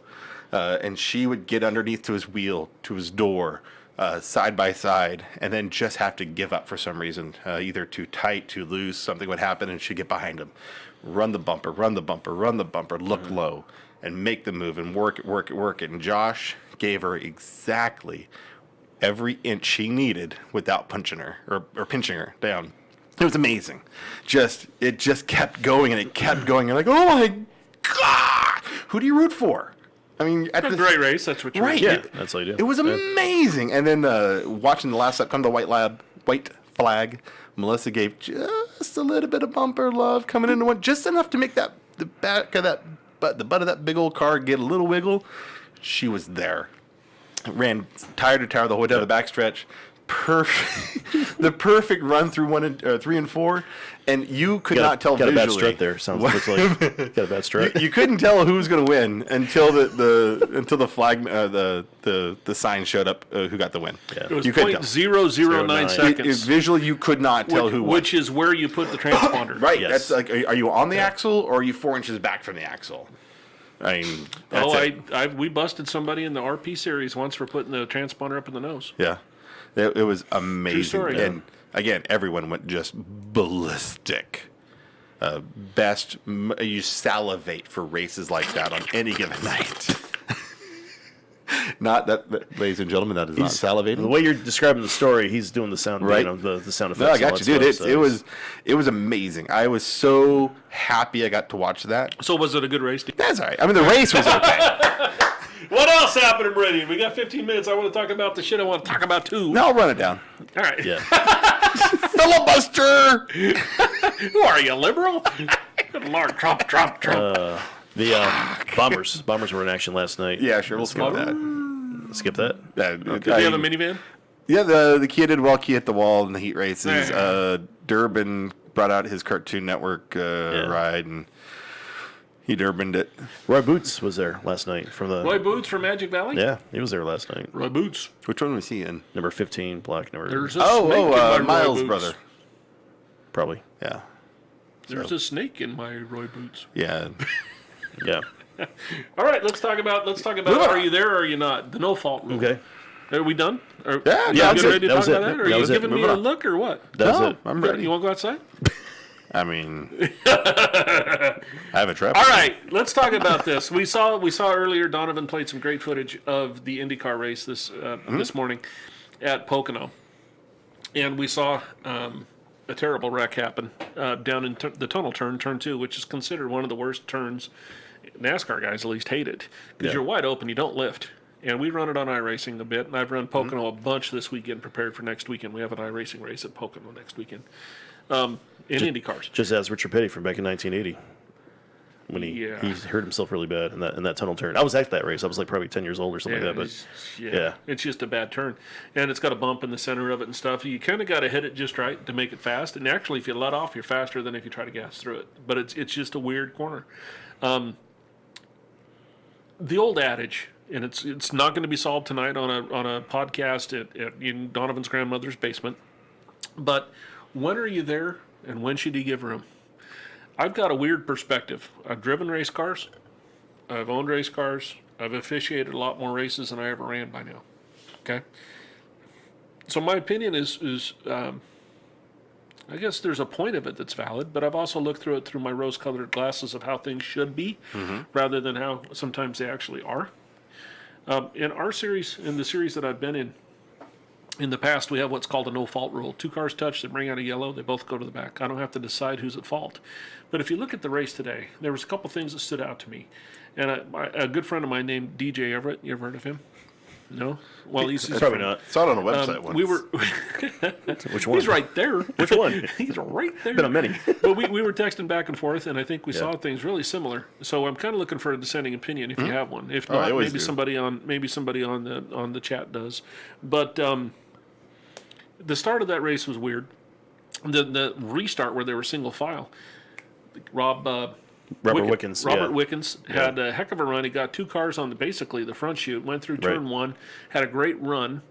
His car was good, and they knew he was going to be good because he didn't qualify very well, but he actually had a really good car in practice. Down the back chute coming out of 2. Going into 2. I'm sorry, coming out of one, one. going 3 I call turns of that 1, Pocono. 2. I call it 6. But all right, coming out of turn 1, Yeah. he had a heck of a run. Got a little bit of a draft off of Ryan Hunter-Reay's car, the yellow car, DHL car. He got inside, and at one point he was 3/4 of the way side. Exactly. Right now, Exactly. Hunter-Reay, as they're going down the track, you don't see this very well in the video, but Hunter-Reay's got draft from the car in front, so he's pulling. Yeah. But He has the preferred line with the draft. the preferred line's actually the inside. But, But he had he's got the draft draft help. sucking down the chute he did, Yeah. but not going into 2. He didn't have the Right. preferred line. Ryan Hunter-Reay didn't give him a ton of room down there, and then they stuck microphones in all these experts' faces, and Michael Andretti, who Yeah, owns, wait, hold on. owns Now I Hunter-Reay's feel car. at home. And they said, well, Wickens probably shouldn't have been that aggressive that early in the race. Dude, he was alongside of him. Right. And if you watch, there's the yellow line down there, and if we've run Pocono on iRacing, you go below that yellow line, it's flat. Up above it, you cannot go down there. No, Or you're gonna- it'll mess you up in a hurry. And like I told DJ, I said, if at that exact point with the air the way it was, if Wickens actually lets off right there, touches the brakes, he's gone anyway. Yeah. He's crashing Yeah. anyway. Because you know it as well as I know it. As soon as you let the gas off going into a corner in IndyCar and take the air off the car, you're done. Yep. It goes around. Yeah. And you got to feather it off somehow. And if you touch the brakes, the car's going to upset. It's the first time the brakes have probably been hit the whole dang day. Who knows where they're geared yet? They haven't even broke in. So, But and at the same time, where he's at that point, he has no reason to lift. he's earned that spot. He's earned that. We talked about that, and that's my thing. You earn a piece of real estate, you're there. Yeah. Why should I give up what I earn? Don't take it away from me. For me, it's also science. I'm physically there. Why do you want to take it away from me? That's the best point that I think know? we've ever had made on the show is what you just said right there. Right. I think that Now- huge respect. That is a great way of I've saying lived that. I've lived that way for years. You always have know? the argument, especially on a single lane track, where you have to have a gentlemanly, we're going to both crash if I'm here. Yeah. But at Pocono, in that corner, you're not both crashing if you're in that corner. Yeah. You're not. It's It's not the best way to go through the corner, but neither one of you are hurt from being side by Right. side in that corner. some tracks and some drivers live by, well, I'm not up to the door. If I'm not up to the door, I'll just back out of it. If I'm not up to the quarter panel, I'll just back out of it. To me, okay, that's fine. But you know what? If you earned it, Right. And keep it there. And I You go earned it. to the, do you have a spotter? You can't, spotters don't drive race cars. Well, but spotter can tell you car inside. And then it's the driver's responsibility to He's act. been telling them that for 10 seconds going on. Yeah, he did say 4 it was- seconds going down the back chute. Right. Yeah. And Hunter-Reay, they said, he was in his blind spot.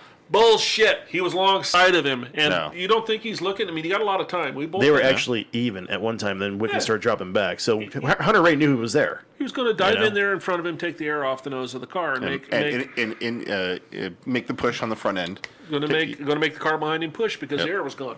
And we've done that. Takes but a fraction of a Right. second to disrupt the downforce on that nose piece. Yes. And here's the problem I got. This generation of drivers, this is probably going to piss somebody off. But this generation of drivers, they're all learning how to drive with spotters and in and out, and everybody's got these giant balls. We need to bring the sportsmanship back into racing. Ryan Hunter-Reay should have been a sportsman right there. He should have raced in a sportsmanlike manner. Now they said, the announcers, Mario Andretti, Michael Andretti, whoever the fuck, said, You guys have no he- experience. He should have been. Well, here's the thing.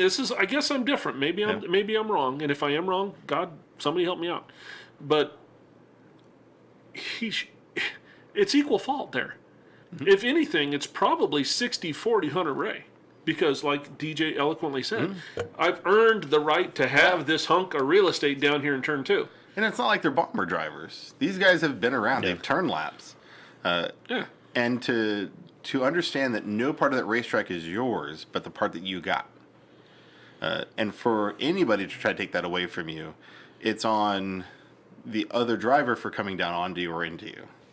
Right. And that's you can fight for side by side real estate, but with physics, when a physical car is there, you can't be inside of it. And I go back to, and you earned it as well. I got out of the corner better than you. That's not my fault. I got out of the corner better than you. Now I'm there. Give me room. I have approached you. I have shown to you. I have come alongside you. I am the superior car through this Right. portion. Right. You recognize my Now- right to Right. be fast and to put the maneuver on you. And at that early in the race, just like they say he shouldn't have been so aggressive. At the same time, the DHL car should have realized we're still early and that guy has one hell of a run coming. Let him go cook his tires. Let him go do what he's got to do because it's a long race. I'll be there at some point. So I'll go a little bit further than that. Now that I'm there, up to your quarter panel or up to your door, let's give me room because I earned it. Let's go side by side. Now, if you get a better run out of the turn, That's you. and if you get a better run out of the turn and you clear me going into the next turn, you can have the whole road to yourself because you earned it back. You earned it. And I've lived that way for 40 years, and I know a lot of people don't agree with that, but Well, I was taught at a young age. My dad was the pit steward at Meridian Speedway, right? And I said, Dad, who's at fault? He goes straight up, it's the car behind's job to pass the car in front cleanly. It's not his job to get out of your way, and that's what we have a lot of with these spotters. Should a spotter tell him to move? I'm coming. No. Well, no. Hold your line, No. yes. Hold your line, run your racetrack. If you are addressed, if you are under attack. challenge, Yep. if the position is being challenged, drive in a sportsmanlike manner. Right. If somebody has got a nose, now. Understand, I grew up racing without mirrors or without spotters right. or transponders. I mean, we Flintstoned everything around the track. We didn't have gasoline engines. I mean, I'm old, No, right? I get you. But When you went to the dual peripheral vision, it's steel your to- job. If you're not in this peripheral vision, you're not there. Now, in this case that we talked about in today's IndyCar race, side by side, side, and spotters, and mirrors and all kinds of Mirrors, shit. So you got spotters. Right. Forget them. Regardless. Mirrors, and so forth.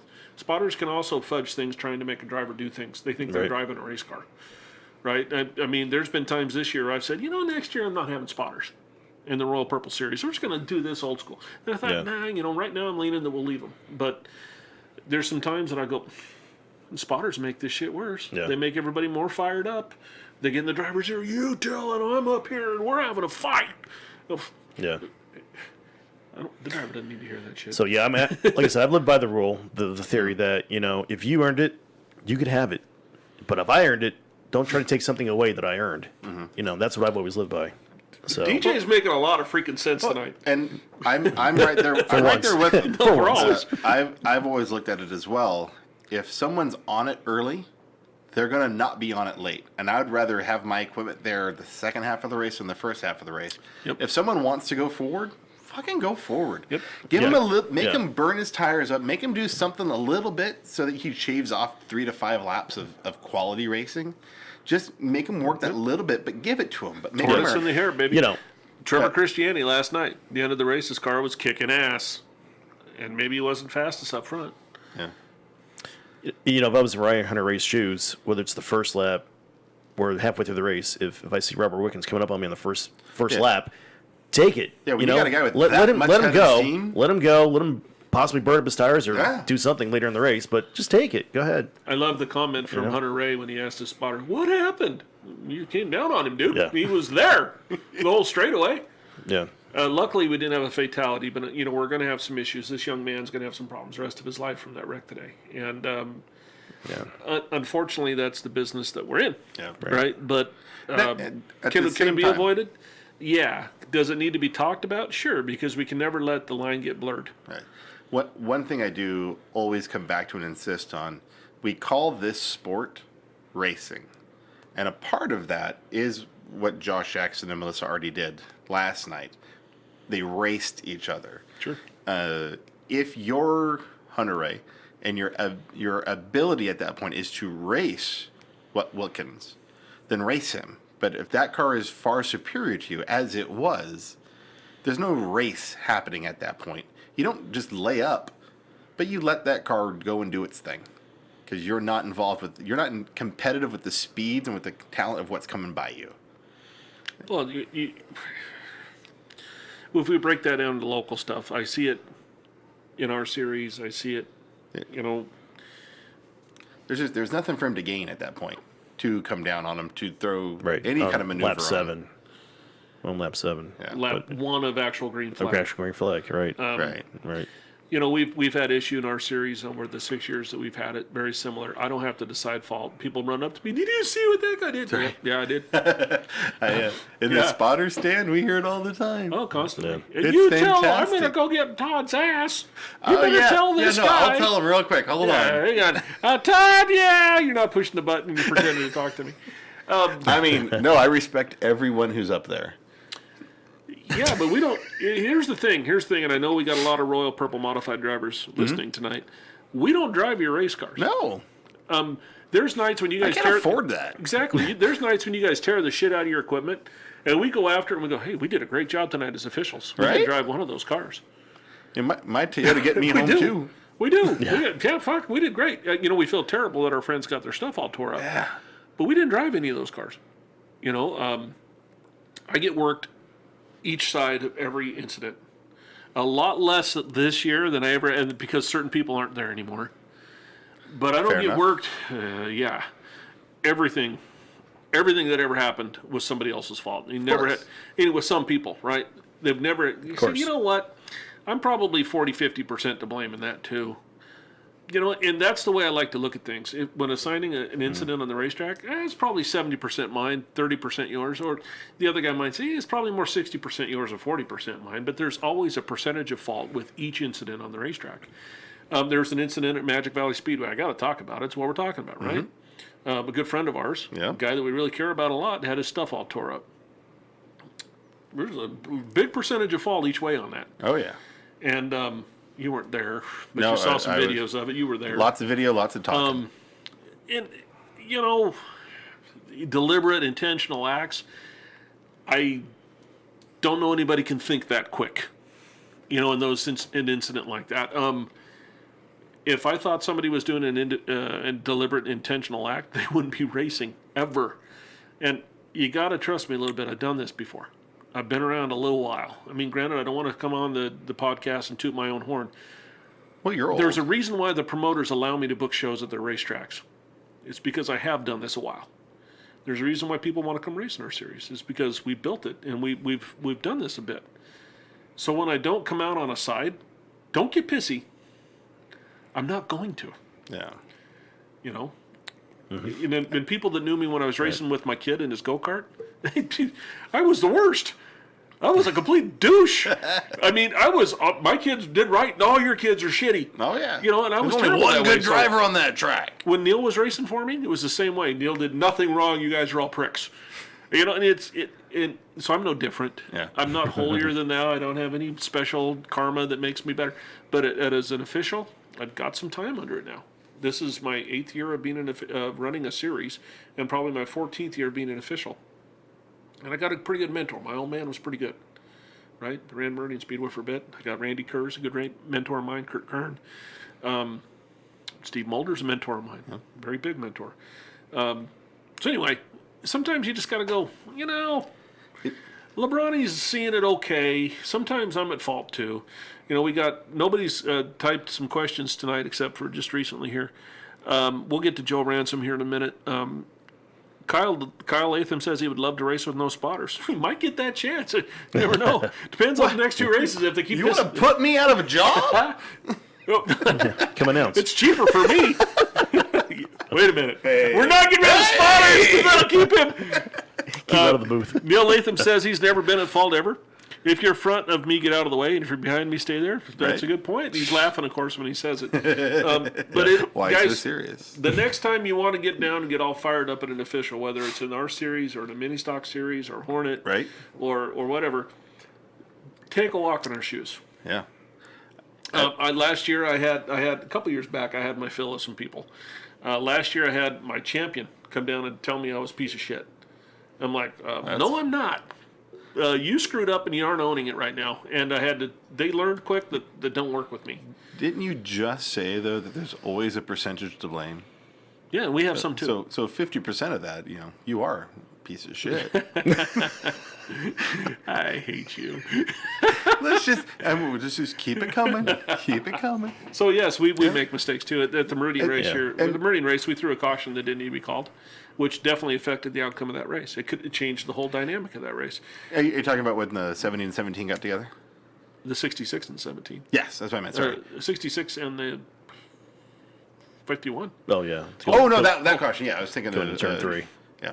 Yeah, and we threw a caution there, and that. What do you do? I mean, TJ threw the caution. Our job, number one job, is safety, and we didn't want somebody flying into a wreck, especially if there was a car all torn up and the driver's exposed. on track and everything else. So we got to do what we got to do. A video replay system next year, I tell. Well, it's got to be in my eyeball. I mean, I'm not going to change. I'm not going to change replay. I'm not going to call fault or anything like that. Two cars touch, because everybody even sees videos different ways. We've had that this week. One of the big things I've always looked at, and that I think is a big part of the racing as well. Somebody calling me right now from Chicago, Illinois. Now, that is not a real call, then this is a problem. Should I answer and put them live on air? Let's do it on air. Because they'll keep calling me. No, I'll do one. You know how many times I get your car's insurance or warranty is Your warranty is expired. Right. Call us now. Oh, I'm on Is it. this Mr. LeBron? LeBron. Yeah, LeBronosaurus. This is me, LeBron. Yeah, but what I was saying there, as a competitor, when you know your officials are owning their calls and are not, I use the term laying up all the time, but rolling over, laying up, supporting their favorites, when they're making hard calls and it's the transparency is there in their rules and you can see it, even though you don't like it right there, you're like, oh, you piece of shit. But you can step away and go, like, oh, that was fair. As a competitor, I want to race with people who do that. And yeah, you make bogus calls, or not bogus calls, you'll make a poor call from time to time, but if you're there and you're like, this is the call I'm making, sure. Going forward. Yeah. And I'm sure there's plenty of people that motherfuck me when I'm not around. Oh, yeah. I talk about you behind your back. No, all I the mean, time. I'm serious. But people in the series, the people that haven't ran with us or whatever, that don't like our calls or something like that, okay, we're doing the best we can. And it ain't easy. So if you'd like to come try, heck, I've got openings. Yeah. We'll come put you in. Yep. If you'd like to do it. DJ, you've been on the radio with me now. Yeah. You know that I'm pretty level-headed on the radio. Most of the time. I don't ever get hot-headed. What's that? I don't ever get hot-headed. No, you'd never have. And that's one of the beauties of having you in the spotter stand. 'Cause That's it's why you're an fun. asset. But TJ gets hot-headed a bit.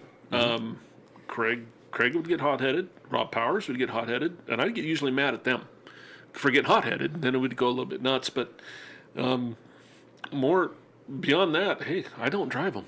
Yeah. I didn't do that. So why are you coming here complaining to me? What am I going to do to fix it? You're never going to make everybody happy, too. No. That's the thing. So That's the best part, though, is you get to piss everybody off. it works. Right? You bet. My whole goal for running the series or any race that I've been to is at the end of the night, everybody goes home happy. By and large, we did that after Meridian, and we did that after Hermiston for sure. Yeah. And you can tell the next week my attitude towards things. Because there's been times when everything was just piling up on me. I say, fuck this. These guys don't want this I bad don't need enough. this crap. You've heard me say it. Right? How many times have you heard me say I've it? done that. Yeah. This is horse shit. You guys are a bunch of pricks, and if you don't want this thing, I'm going to get somebody else. You know, the best part about that is I you haven't do done that this in a while. 8 to 10 times a year. 11. Look at Mulder. Look at Adam. Look at Eddie. How many times they got to deal with the same shit? Oh, yeah. I would never do it. Right? Yeah. Dude, I look That's- at their jobs and I'm like, Like I said, I love owning my business. I loved having my employees. I would never do that job. yeah. Oh. The old man quit it. Yeah. He quit. Yeah, he got an ulcer. He had a bleeding ulcer about it. I love leaving the racetrack angry at somebody there just so that on Sunday I can go, God, I'm so glad I didn't have to do that crap. Yeah. So anyway, Yeah. Talking about if you're there or you're not, here's the thing. If you think you're there and you think their spotter should have cleared, their spotter should have told them I was looking, and they should have got out of the way. Looking is not Oh. if you're looking, you're not there. Challenging. You're not Here's physically the thing. there yet. I want to talk about spotters for a second. Don't try to scare somebody into their spotter saying Right. that they're there. Right. Okay, Exactly. because you can't rely on their spotter to say that they're there or not. If you're not there unless the driver knows you're there, so you got to empathize a bit. You got to put yourself into their car. He knows I'm there. I'm good. He doesn't know I'm there. That's why we run in our series at least 75 laps. You got a lot of time to prove that you're faster. You don't have to do it lap 10. Nope. Fair. And after that many laps, you're going to end up in the spot where you're supposed to end up. That's the idea. If you run your run, and you drive what you got, you drive the track, you drive a competition. When you've got 15, 17 competitors, you're going to be where you're going to be. Yep. Yeah. Sometimes we have a race like the last race at Meridian where Fenton took the lead from Aubrey about lap 55, 60. And that was, we needed those laps for that to sort out. Then we have races like we I'm had sure at Magic Bo would Valley. argue that you needed 15 less fine. laps. Yeah.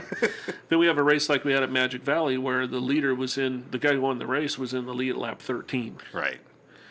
And I go, well, that was a shitty race.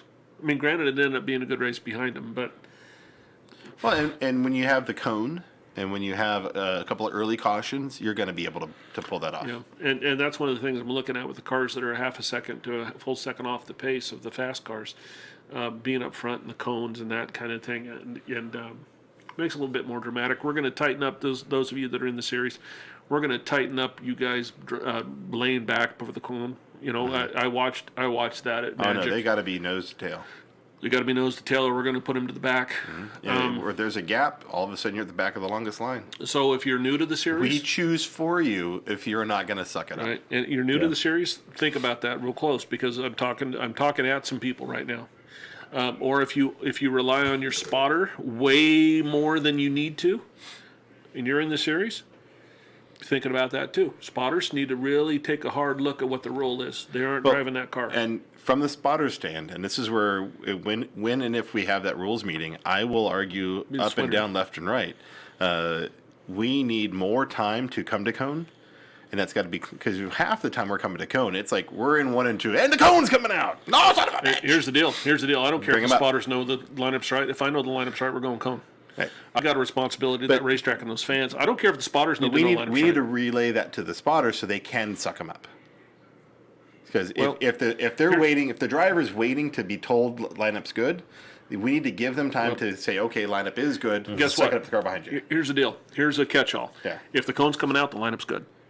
That's what I'm saying. So they just need to know that. They need to have more time Yeah. to come to cone, Sure. so they understand that they need to close Let's that back gap. this up for the guys who don't know what we're talking about. Okay, what we do in our series is first thing we do is control the cars. And we make certain that we got to go red. We control the cars that are out there. We don't want to add to the problem that is already on the racetrack. Right. Like if a guy's jumping out of they're putting out a fire and stuff, we don't want cars racing into No, that yeah, shit. we don't. So we want to Right. take Go care of red, the cars, whatever. take care of the safety, take care of get those the people out there crews. first. Then what do we say? Okay, once we get that handled, what did you see? The 42 car got in the back of the 69 car. That's what I saw. Concur? Got that. All right, concur. So we tell the person that's working in the tower, move those two cars to the back, and then the spotter official says, okay, I'm ready for a lineup. And the lineup is written. The lineup is being relayed. It'll go something like this. All right, 24, 69, 36. The spotter will say, okay, the spotter official will say, okay. 17, 24X, 33W. Right. Okay, next. And while that's going on, I'm watching the cars on the racetrack. And if they're in the right order, I don't need to move anybody. We're going to cone. Well- and I don't care if the spot. And this, we're going to talk about this, bro, because here's the deal. No. I don't care if the spotters know it's right. I don't care. I know it's right, and I got a responsibility to the racetrack and the fans to get a quick show going. Right. And we did that at Meridian. Right. And here's the issue that we had there is when you made that call, and I had literally just wrote down the numbers. You said, coming to cone. That was good, baby. But I wasn't able to relay that to the spotters, who then could relay to the drivers. Lineup is good. Suck it up to the bumpers. So if we're going to penalize drivers for good point. not being up on the bumpers, It's a good you point. have to give us an extra lap. Fair. You have to. Fair. If you But- want bumper to bumper coming to Fair. cone, you got to give them a chance to get They, bumper to bumper they coming. to shouldn't be having a big gap anyway. Well, but some guys want to have that room just in case somebody's I don't got to want them get in front scrubbing of their you. tires. I don't want them doing any of Right. that shit. Their tires are hot. You don't need to be scrubbing your tires. So then we sign up. You got to be car length within 2 car lengths, Get your butt up there. and so that when we say it, you got to get up on that bumper. So that's something that can be addressed. But you can't say coming to cone when I literally wrote down the last car number. Well, in the Meridian race is what we're talking about Yeah. here, right? We had Same in Eva Twin, though. We've Destruction done that it in night. Twin. We've had Eva Destruction night there. I was on a time limit in my brain. I knew where we were on time, and I knew that we weren't the feature that night. Because I'm fighting for you. Well, he's fighting, but there's things he thinks he knows he ain't got yet. You don't even know I know. You know what? The moral for me, moral, yeah. the moral of the story for me is I wouldn't want Adam's job. Yeah. I wouldn't want Eddie's job. I wouldn't want your job. Mine's As hard as you try to keep people happy, it's not going to freaking happen. But so here's the thing, though. I love that job. I hate that job, but I love that job, which is why I'm a small business owner. I love going, and this is what it is, and it's what's going to be. Go fuck yourself. Because you know what? You make a change. I get to that point. This is the time of year I'm at that But point. no, I'm not that way in April. You make a change. You're going to piss off this group of people. Fuck it, yeah. Okay. Let's make another change to accommodate them. Now you get pissed off these people. Well, here's the thing. It's like you're not going to win. You don't gonna win. accommodate nobody. That's what rules meetings are for in the off season. Which you're becoming less and less of a democracy and more of an autocracy.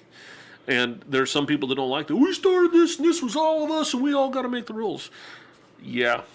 Well, But we you're work not together seeing to define it. But if they'll listen objectively, I'll let them vote. If there's some things, but there's some things that I just have to have that way. Right. Because this has got to maintain fun for me, and it's got to maintain. I can't lose more money than I'm currently losing doing this. Well, no one can operate losing money. That's Well, and if anybody out there is dumb enough to actually think in their brain that I'm making money doing the Royal Purple Modified series, come on over. Let's have a talk. Right. Donovan, you know. right. No, fuck yeah, I know. What does it cost to go to Twin for me? Gas, Right. breakfast, meals, pay the help, and Pay the help. I get 15 cars and I get $10 a car. That's $150. Right. What did I spend on radios last year? $1,600. Something like that. So that didn't even membership fees didn't even cover that shit. Let's see. Yeah, I mean, there's budget needs and all that kind of fun stuff. It's Sure, not- it- the easiest way to have $1 million in racing is to start with $2 million. 2 million, and you're fine. I made a small fortune racing. I started with a real big one.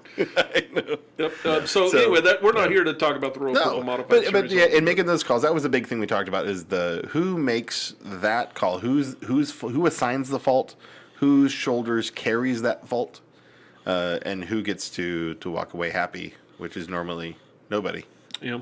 You know what? I heard this, and I've been repeating it for the last 6 months, 8 months, and I guess we're wrapping up the show here a bit. But sometimes when you take your race car to the racetrack, racing shit happens at the racetrack. So don't be surprised when you took your shit to the racetrack that racing shit happened at the racetrack. Yeah. Because bad calls are going to happen, good calls are going to happen, fun times are going to happen, your shit's going to get tore up. That's racing. I'm sorry that it wasn't perfect for you tonight sometimes. I've been doing this since 1979, 1980, and I've learned the lesson of if you're not willing to leave your car at the track, don't unload it. Yeah. It's a risk you have to take when you roll it off that trailer. Yeah. You have to take the risk. It's going to stay. I hope the 17 people that are still watching tonight and all of those of you that watch on replay. Oh my God, yeah, which we're doing really good on 250 or something like that Yeah. for the weekend. And it's fantastic. The thing with me replays is- later in the race. And the thing with me, if you're going to get mad at something at the racetrack, be mad at that thing. Don't always take it out on the series or the officials. Be mad what you're supposed to be mad at. Okay? That's or a good be point. mad at me, I'll take it. You know. That's a good point. You know, and there's often times that I'm scowling and walking by and people think, oh, he's mad at everybody. No, I'm mad at a situation. I'm not mad at people. And I've lost officials because of that. He's just being a douche to me. No, I'm mad at the situation that a bunch of our friends tore up their equipment. I'm not mad at any official. And sometimes when I key the mic, I don't have time to explain that. It's time just to go, no, that's the way I want it. Yeah. I don't have time to go, well, you know, buddy, because this and this and this happened and this happened. If you've got to explain yourself to 17 different people, You and it got takes 10 minutes to do the explanation, there goes an entire night of racing. to trust my experience. Right. Sometimes I'm going to fuck up. Okay, we'll talk about it later, but we're not going to sit and deliberate on the radio. We had that problem at Magic. We had a real problem at Magic. People trying to explain situations on the radio. Don't need it. Don't care. Well, this spotter said that. I don't give two fucks. What this spotter said at this point, we're going green. You know, TJ handled, thank God. I didn't need to, but he's getting it. But to run a tight show and get where we want to be, I'm going to need some help from some people on some things that they've had in the past that were privileges. They're not really going to be that much of a privilege anymore. It's just going to be kind of the way shit is. I like it. And it sucks because I don't want to be the douchebag, but sometimes I've just got to be the douchebag. That's my role. Anyway, Yep. Yeah, we're like way past time. Yeah. Those of you that watch us online tonight, we got in pretty heavy here in the last 40 minutes. Yeah. I want to thank Sam Newcomer. What a Yes. great dude. I want to thank Trevor for attempting to come onto the show tonight, even though he's a We middle of nowhere. texted you. So hopefully my friend Trevor. This is normal, though. He never returns my text. I don't want Yeah. anybody to think that we ended here on a sour note. Oh, no. But really quick, I want to congratulate Abe Carter, Mitch Pearson, Willie Dalton, Braden Sweatfield, and Justice Coates last night at Magic Valley for their wins. Yeah. Justice. And, Wait, Dalton won? Willie Dalton won a super stock Yeah. race. Imagine that. That's number 11 or That's something. got to be like a really big feat for him. Yeah, the outlaw called me. The outlaw texted me this morning. Hey, bro, I won last night. I said, no shit, bro. I'm happy for you. Yeah. And RMR, congratulations, Zach Webster, Eric Reed in the late model last Absolutely. night. right. Great The run. beautiful Tim late Farner in model. the super Yeah, stocks. it's, he ran So- Lynn Hardy's late model and kicked some serious butt with it. Yeah. Yep. Congratulations to them. And let's talk real quick about the boy in Iowa. It's been all over Facebook and everything for a while. Joe Ransom, one of our great Good friend of racing. yeah, absolutely. Great friend of racing. His Yep. whole family's been. Yep. I know his dad and his His uncle boy Willie ran and last- stuff. Yeah, Black weekend. Canyon finally got to meet Joe. I This did not past get to meet weekend. Joe. Great guy. Great Didn't get to family. meet him. Joe Great family. disappeared. Champion in the in Pepsi Brady Sprints. Brady Ransom, the Boise Bullet. There you go. Yeah. Good looking car. He wanted to Yes. pass along a message tonight that we have a kid that's dying of leukemia. Yes. The only thing he wanted really Right. was to have some stickers for his coffin and get some stickers going. So Joe's happy to coordinate that shipment. Please just contact Joe via Facebook, or if you know Joe, get some stickers that direction. I will have you know this. I asked Davey about it. We talked this week about the future of our series. And I'm going to send some decals out. He goes, I'm already sending them. I got your copies, and I'm sending them too. So Cool. Royal Purple already did a bunch for us. But those of you that have individual stickers for your teams, that would be a great thing to do. Mm-hmm. I'd like to see this kid's mailbox just overflowing. That'd be Yep. kind of neat. Excellent. So, yeah, hit up Joe. He's going to send a package back east to take care of that. So thank you, Joe, for being Definitely. a good Yeah. person. We'll link that up onto our Facebook page as well. Yeah. Yep. All right. We're 18 minutes over. Hey.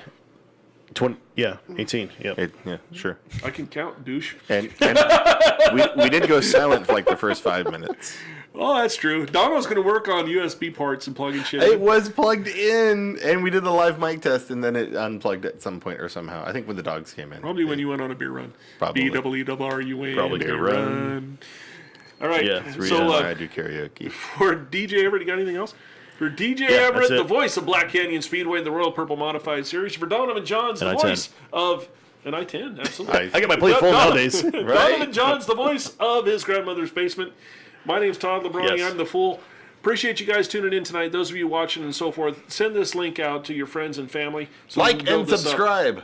Like and subscribe. Click Also, the little bell. Ding. we are way overdue for more sponsors. We need more sponsors so we can put them up there. We will have the sponsor names on our clips and so forth on the website. So please. And at some point, I fix my material so I can actually make the banner. Oh, that, by the way, our trophy last weekend at Magic Yeah, Valley cancer Speedway. sucks. The cancer sucks. Thank you, Sam. I forgot to talk Yeah. about that. Sam Newcomer's badass. Anyway, for the guys here at Turn5.Live, look forward to seeing you at the races. Have a great night. Bring a friend with you.